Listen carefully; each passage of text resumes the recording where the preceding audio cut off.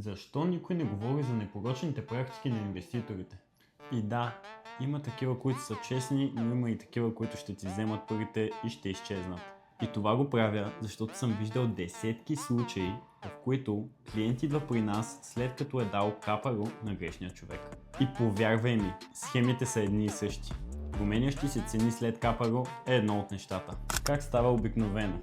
Подписваш предварителен договор, всичко уж е ясно и после инфлация, поскъпване на материали, трябва да коригираме цената и подобни работи. Истината е, че сериозният инвеститор не ти променя сумата по средата. Решението е просто и цената е записана в договора. Без ориентировачно, без подоговаряне. Другата непорочна практика е договор с вратички. Четеш и не разбираш, защото така е написано.